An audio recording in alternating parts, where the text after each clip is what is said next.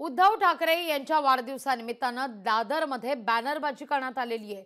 उद्या उद्धव ठाकरे यांचा वाढदिवस आहे 27 जुलै आणि त्याच पार्श्वभूमीवर सर्वत्र बॅनरबाजी करण्यात येते।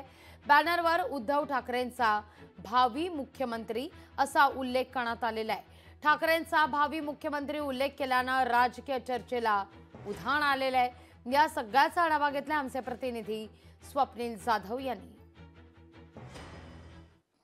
शिवसेना उद्धव बाळासाहेब ठाकरे गटाचे पक्षप्रमुख उद्धव ठाकरे यांच्या वाढदिवसानिमित्त दादरमध्ये मोठ्या प्रमाणात बॅनरबाजी करण्यात आली आहे। शिवसेना भवन असेल किंवा गोखले रोड असेल यावरती बॅनरबाजी दिसते। मात्र या बॅनरबाजीवरती आपण बघतोय या ठिकाणी भावी मुख्यमंत्री म्हणून उद्धव ठाकरे यांचा उल्लेख करण्यात आलेला आहे। महाविकास आघाडी मिळून विधानसभा निवडणूक एकत्र लढणार आहे। मात्र भावी मुख्यमंत्री हे उद्धव ठाकरे व्हावेत अशी इच्छा ही शिवसैनिकांची आहे। जी शिवसेना ठाकरे गटाचे प्रवक्ते मुख्य प्रवक्ते संजय राऊत यांनी सुद्धा तशी इच्छा व्यक्त केली। अनेकदा त्यांनी त्यांच्या वक्तव्यामध्ये ते म्हटलेलं सुद्धा आहे। मात्र हा जो बॅनर आहे हा बॅनर सगळ्यांचं लक्ष वेधून घेतो आणि या बॅनरमुळेच कुठेतरी वादाची ठिणगी ही महाविकास आघाडीमध्ये पडू शकते किंवा महाराष्ट्राचे भावी मुख्यमंत्री म्हणून उद्धव ठाकरे यांचा उल्लेख केलेला आहे आणि त्याची मागणी सुद्धा होते। या बॅनरवरती जर आपण पाहिलं तर महाराष्ट्राचे कुटुंबप्रमुख जनतेच्या मनातील भावी मुख्यमंत्री उद्धवजी ठाकरे असा उल्लेख करण्यात आलेला आहे। त्यामुळे नक्की या ठिकाणी महाविकास आघाडीमध्ये सर्वानुमते एक चेहरा हा ठरवण्यात येणार आहे। मात्र तो चेहरा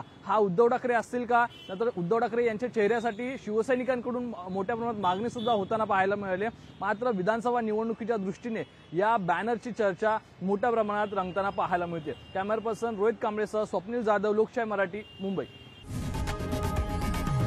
लोकशाही मराठी ऐका, पहा, जागरूक रहा।